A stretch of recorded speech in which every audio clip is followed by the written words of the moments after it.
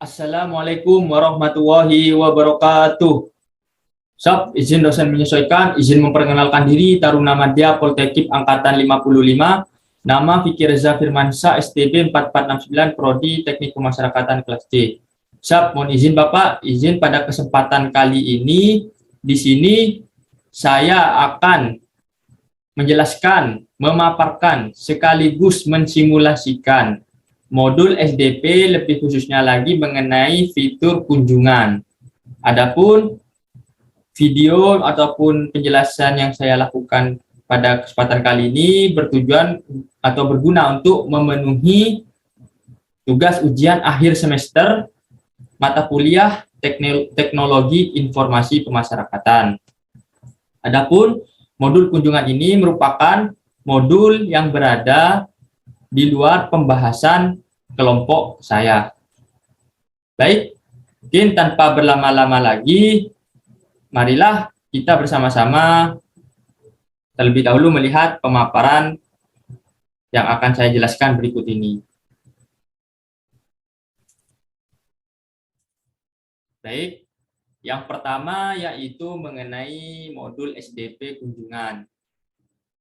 Disusun oleh saya sendiri, Fikri Reza Firmansyah, SDP 4469, Prodi Teknik Pemasyarakatan kelas C. Penjelasan yang pertama yaitu mengenai latar belakang. Di era globalisasi seperti saat ini, kemajuan teknologi informasi tidak dapat dihindarkan lagi. Berbagai jenis aplikasi serta bentuk-bentuk kecanggihan teknologi terus bermunculan dan mempengaruhi setiap sektor kehidupan umat manusia.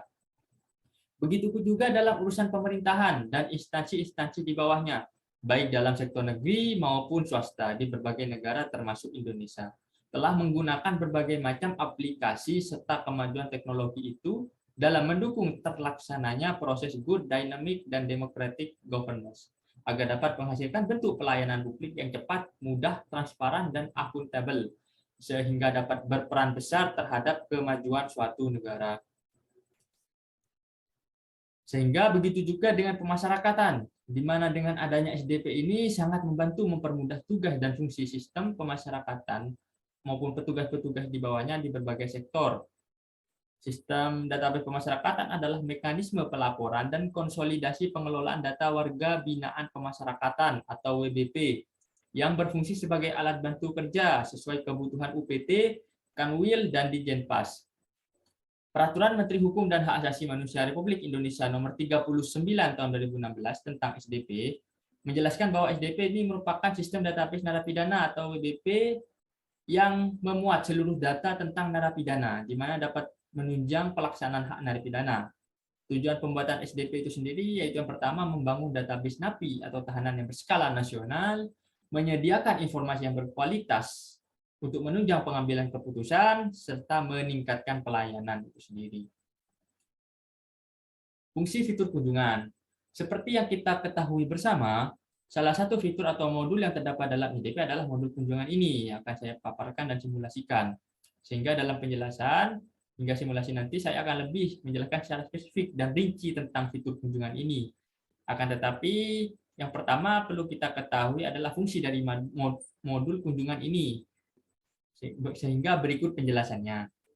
Fungsi dari modul kunjungan ini yang pertama adalah kepastian antrian kunjungan dan penurunan jumlah calo antrian. Karena SDP sendiri menyediakan fitur antrian.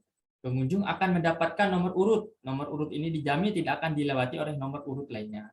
Nomor urut paling kecil pasti akan dipanggil dan dilayani terlebih dahulu. Sehingga jumlah calo yang selama ini menjadi momok dengan sendiri akan ditekan. Pengunjung pastinya juga akan lebih baik antri karena kepastian, sehingga kepastian urutannya juga akan semakin meningkat.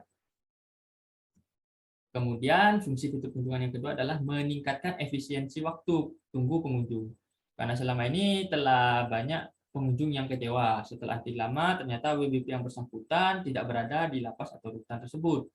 Misalnya karena sedang sidang. Sehingga SDP ini merupakan solusi karena menyediakan fitur self-service bagi pengunjung yang memberikan kemudahan.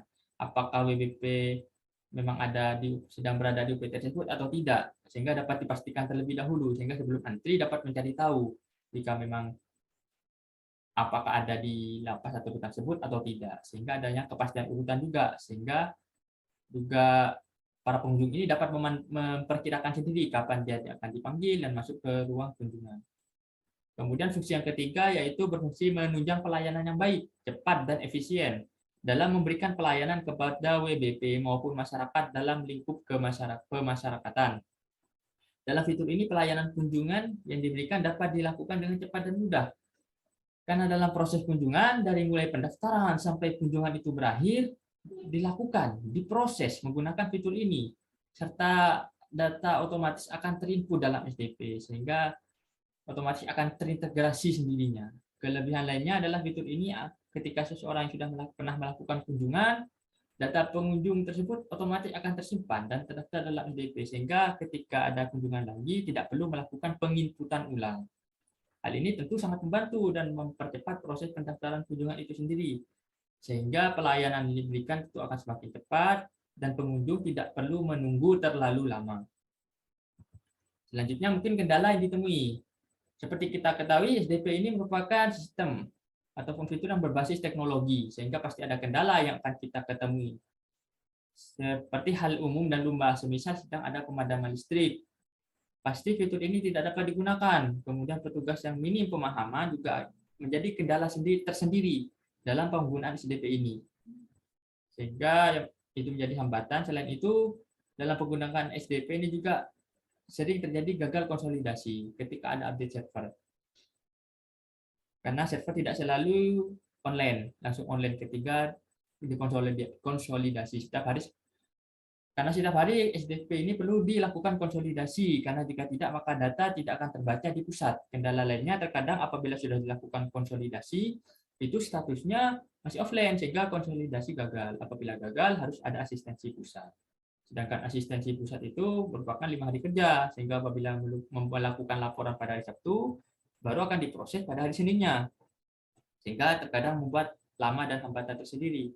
Sehingga terkadang para petugas juga melakukan pencatatan kunjungan secara manual jika misal ada kendala dalam SDP ini. Fitur-fitur yang ada kunjungan pada SDP yang perlu kita ketahui, yang pertama yaitu fitur pendaftaran kunjungan, kemudian fitur daftar sidang WBP hari ini, manajemen panggilan antrian, manajemen ruang kunjungan, manajemen kunjungan, pemanggilan WBP, fitur laporan, dan biometrik kunjungan. Baik, untuk pemaparan dan penjelasannya, terima kasih. Mungkin sekian. Selanjutnya, kita akan langsung mensimulasikan dan langsung praktek mengenai penggunaan dan fungsi masing-masing fitur yang ada di modul SDP ini. Terima kasih atas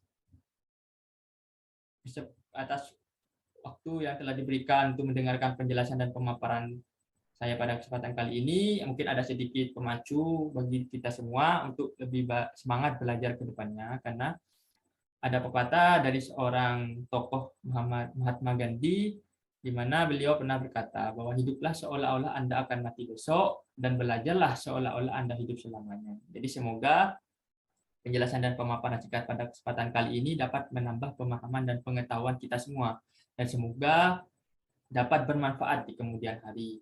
Baik, selanjutnya saya akan menjelaskan dan mensimulasikan langsung dan mempraktekannya langsung. Baik, berikut simulasinya.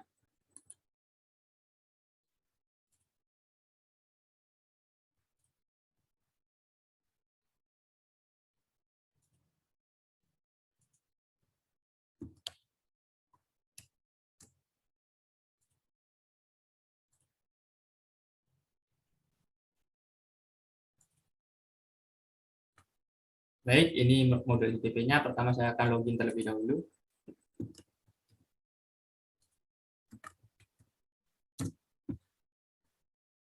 Nah, di sini terlihat bahwa di modul SDP ini terdapat modul kunjungan. Seperti yang sudah saya jelaskan tadi, berikut ini fitur-fiturnya. Selanjutnya, di sini saya akan menjelaskan secara terperinci dan mensimulasikannya langsung. Yang pertama yaitu mengenai menu pendaftaran kunjungan. Nah, di menu ini pertama biasanya para pendaftar ataupun pengunjung yang datang ke lapas atau UPT untuk mengunjungi WBP di dalam itu kita cek dulu, kita dapat mencari menggunakan kata kunci. Jadi kita dapat mengecek apakah yang ingin dikunjungi oleh pengunjung tersebut memang benar berada di dalam lapas tersebut atau tidak, atau memang penghuni lapas tersebut atau tidak, seperti itu. Cukup dengan mengetikkan kata kunci dan otomatis akan keluar nama, nomor registrasi, tanggal masuk, tanggal registrasi, dan nama aliasnya. Kemudian di sini juga ada menu warga binaan yang dikunjungi. Nah, biasanya ini juga bagi sebelum-sebelumnya, jika telah terjadi telah ada pengunjung yang mengunjungi WBP yang bersangkutan, otomatis juga akan ada di sini. Seperti pengunjung terakhir, keluarga inti, dan lain-lain. Nah, di data pengunjung ini semuanya dijelaskan secara spesifik. Biasanya jika sebelumnya belum ada kunjungan terhadap WBP yang bersangkutan, otomatis di pengunjung terakhir ini dan di data-data ini tidak tertera data-data mengenai pengunjung-pengunjungnya, sehingga terkadang memang jika terjadi kunjungan pertama kali itu, para petugas wajib menginput ulang. Nah, mulai dari di sini pengunjung utama, KTP, nomor KTP-nya, nama pengunjungnya, jenis kelamin, relasinya, alamat, nomor telepon, blog, keterangan. Kemudian ini detail pengikutnya, kemudian juga dilakukan pengambilan foto pengunjung dan KTP pengunjung. Nah, kemudian baru mungkin jika ada titipan yang ingin dititipkan, kita info di sini, mulai dari jenis barangnya, jumlahnya, maupun keterangannya. Jika uang pun bisa juga diinput di sini, nominalnya. Setelah selesai, kemudian kita simpan. Nah, kemudian biasanya juga di sini kan tadi sudah dijelaskan ada menu biometrik kunjungan. Nah, juga di menu biometrik kunjungan itu biasanya juga setelah mengisi data-data dan juga mengambil foto, biasanya juga perlu dilakukan penginputan terhadap sidik jari pengunjung tersebut. Setelah melakukan penginputan biometrik tadi di menu biometrik di fitur kunjungan tadi, barulah nantinya kita dapat, setelah disimpan, kita dapat mencetak kartu kunjungan, di mana kurang lebih seperti ini, di mana kartu kunjungan ini sangat penting karena akan dibawa oleh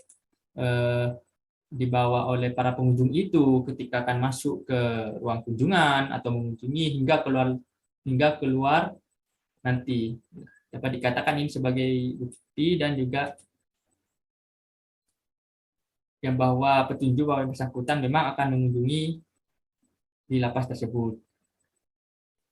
Kurang lebih ini setelah foto tadi penginputan data, kemudian masuk ke menu biometrik kunjungan. Nah, setelah itu biasanya juga akan digenerate cetak surat izin kunjungan. Nah, biasanya juga di lapangan itu disediakan printer dan otomatis akan keluar seperti ini. Surat kunjungan, nomor antrian, nama pengunjung, barang yang dititipkan, foto, dan lain-lain. Berarti ini keluar setelah terjadi pendaftaran tadi, baik itu pendaftaran baru maupun pendaftaran lama, di mana sudah ada foto yang pengunjungnya, sidik jari pengunjung, baru setelah fix dan sudah pasti, baru dicetak seperti ini. Begini tampilannya. Kemudian kita langsung beranjak ke menu daftar sidang WBP hari ini. Nah, di sidang WBP hari ini berisi file atau nama-nama yang pada hari tersebut WBP-nya sedang menjalani sidang. Biasanya menu sidang WBP hari ini tidak diinput melalui menu kunjungan ini. Jadi menu daftar sidang WBP hari ini biasanya diinput di menu registrasi, kemudian di manajemen registrasi, baru di surat sidang.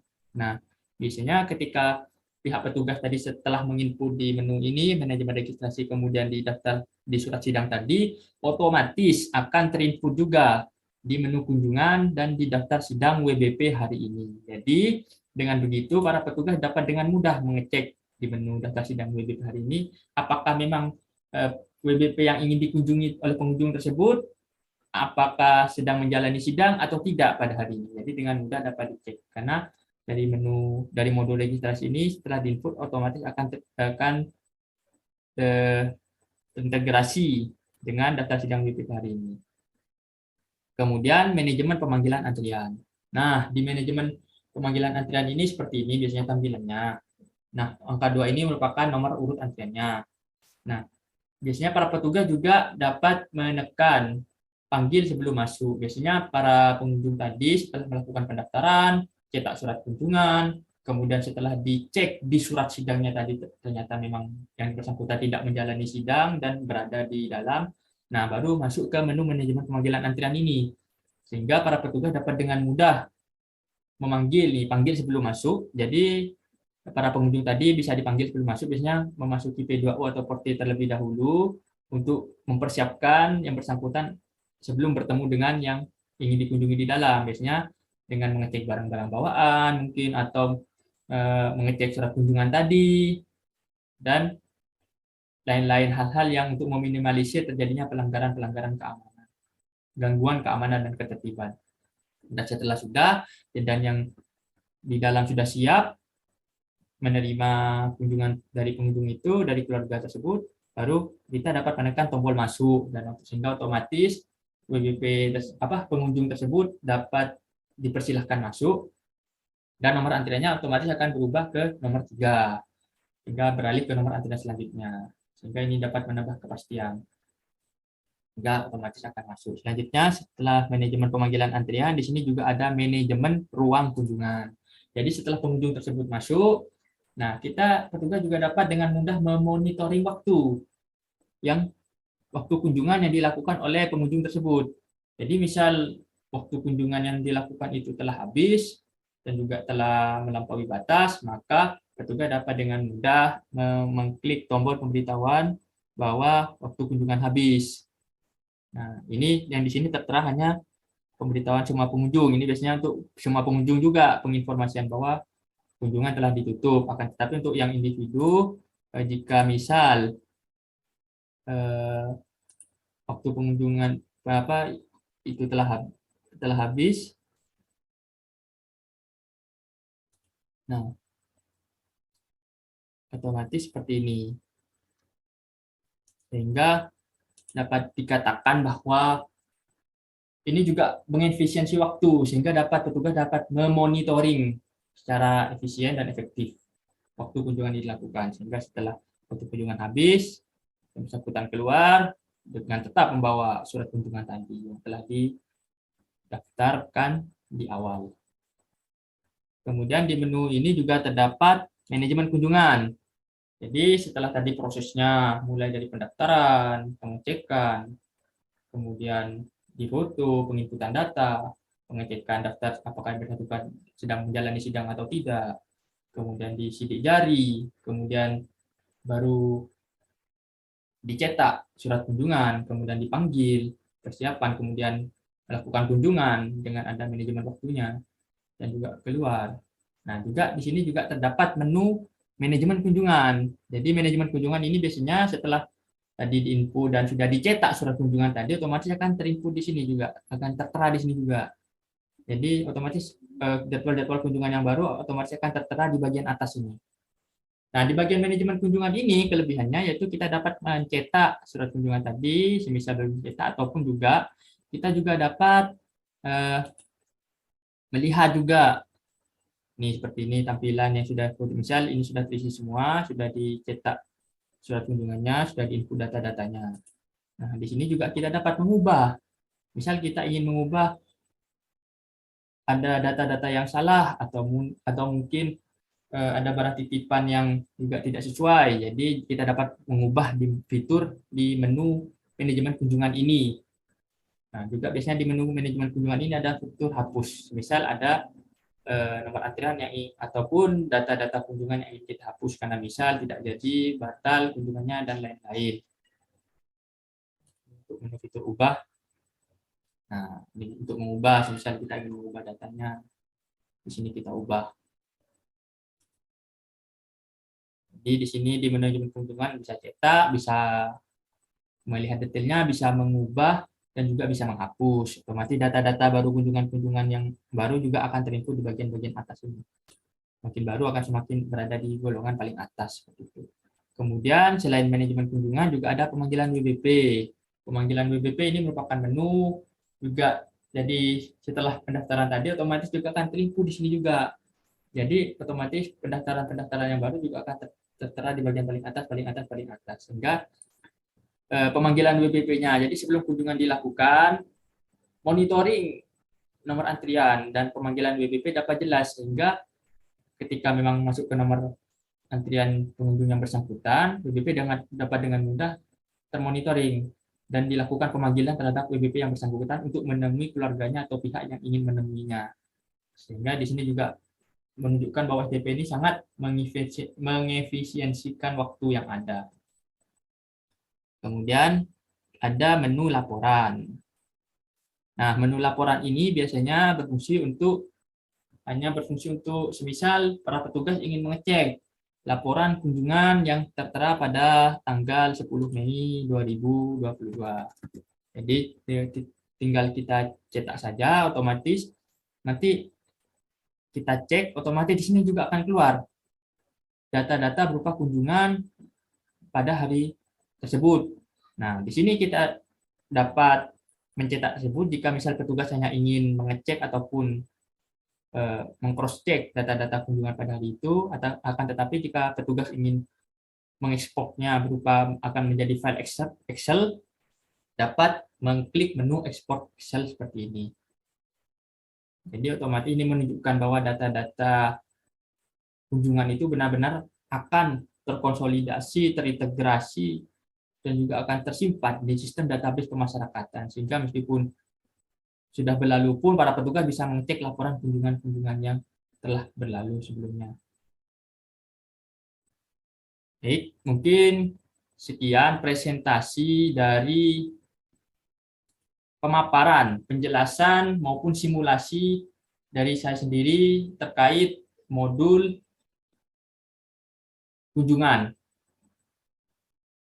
Baik, di sini saya berterima kasih kepada semua pihak yang telah mendengarkan dan mengikuti pemaparan, penjelasan, dan simulasi saya pada kesempatan kali ini. Siap, saya izin mohon maaf jika ada kesalahan dan kekurangan, karena kesempurnaan hanya milik Allah Subhanahu wa Ta'ala dan kekurangan hanya milik saya semata. Baik, di sini mungkin saya juga hanya ingin mengungkapkan sedikit kalimat motivasi.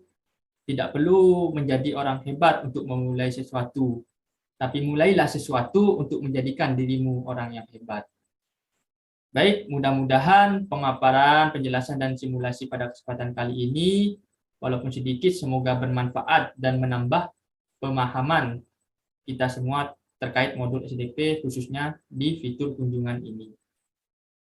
Siap, izin terima kasih Bapak Tejo Iman Deka, selaku dosen pengampu mata kuliah Teknologi Informasi Pemasyarakatan. Saya izin pamit undur diri. Kurang lebihnya saya mohon maaf. Wabillahi taufiq wal hidayah. Wassalamualaikum warahmatullahi wabarakatuh.